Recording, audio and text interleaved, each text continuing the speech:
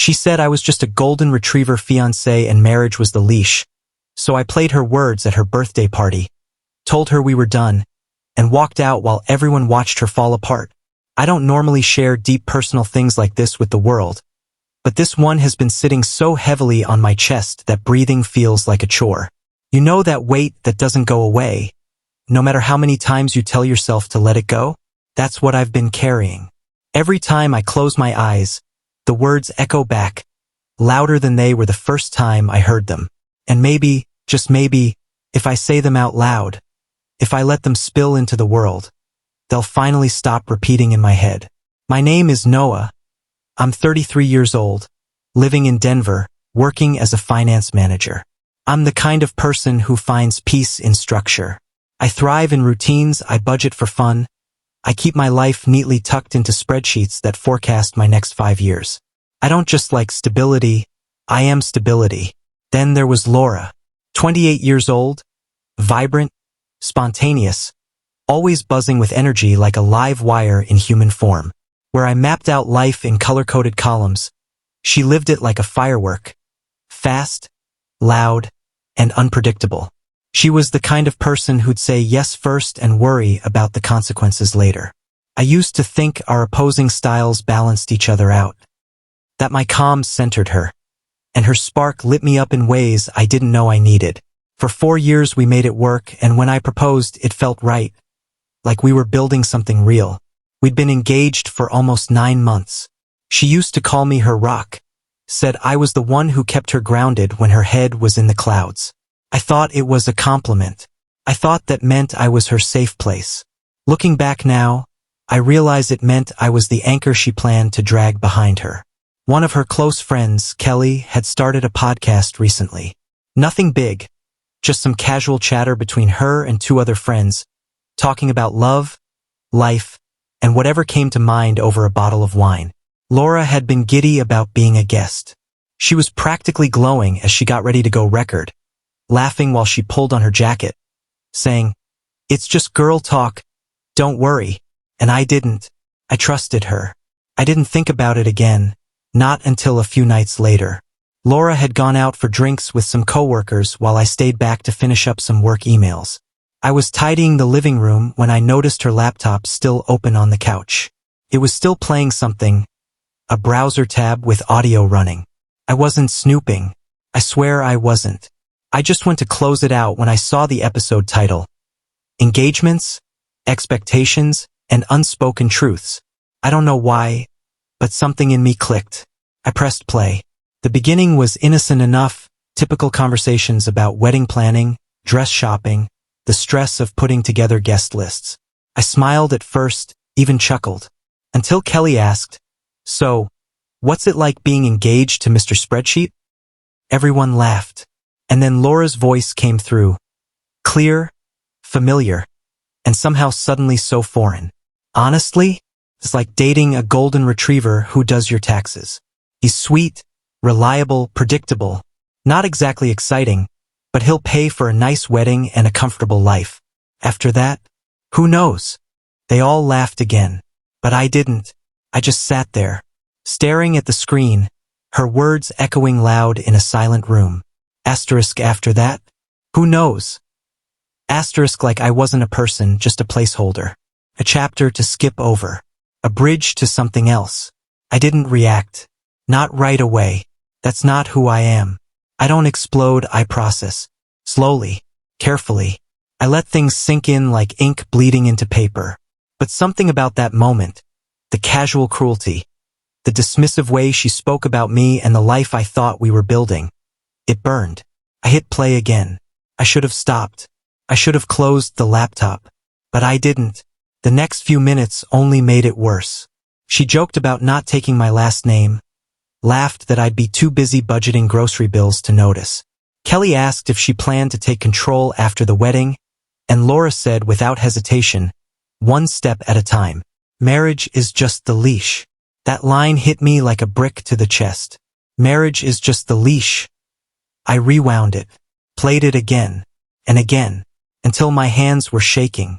I was the leash, the tame, predictable dog she could clip into a collar and parade around. It didn't end there. Kelly laughed and asked, "Does he know he's the fallback plan?" And Laura responded, still giggling, "Shoo, he thinks he's the prize." I just sat frozen, listening to a stranger speak in the voice of the woman I thought I knew. I saved the file, downloaded the audio, backed it up twice. Not out of spite, not yet. I just needed to hold on to the truth. For a few days, I acted normal. Laura came home like nothing had happened, snuggling next to me on the couch, texting me memes, asking my opinion on table centerpieces. But every word she spoke sounded hollow. I couldn't stop wondering if she ever meant anything she said, or if I was just the convenient man who could finance her lifestyle. Then came her birthday, her big celebration. She wanted a full dinner party at a nice restaurant. Balloons, cake, music, toasts. She made a Pinterest board for it. I paid for most of it without question. That night, the room was packed with her friends, her family, even her boss. Laura was in her element, laughing loudly, toasting with champagne, floating from person to person like she owned the night. And maybe she did, until the end. After dessert, a few people gave speeches, shared memories, told jokes, gushed about how incredible she was. Then someone asked if I wanted to say a few words. I stood. The room got quiet. I looked at her, radiant in her favorite dress, smiling, expecting some romantic gesture. I cleared my throat and said, "Laura, you're driven, you're fearless, and you always speak your mind, even when it hurts." People chuckled. She smiled wider, held my hand. Then I reached into my jacket, pulled out my phone, connected it to the Bluetooth speaker, and hit play. 2 minutes. That's all I needed. 2 minutes of her voice mocking me, comparing me to a dog, calling marriage a leash, admitting she didn't know what came after me, just that she'd get what she wanted while I was there. The room went dead silent. No one moved. The laughter died a violent death. Her father looked shocked. Her boss just stared. Laura looked like a statue cracked at the core. She tried to speak, mouthed my name, but no words came. She lunged toward me, reaching for my phone. I stepped back, calmly tucked it into my pocket, and said loud enough for everyone to hear, "You don't have to worry about the wedding anymore." She froze, her hand still half-reaching like time had stopped mid-scene. I continued, my voice steady. "We're done, Laura. I deserve more than this. I deserve more than to be laughed at behind my back. I'm not your leash. I'm not your fallback. And I'm definitely not your golden retriever." She whispered, "Can we talk about this?" I shook my head. There's nothing left to say. And then I walked out.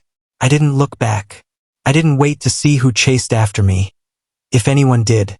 I got in my car, drove home, turned off my phone, and vanished for 2 days.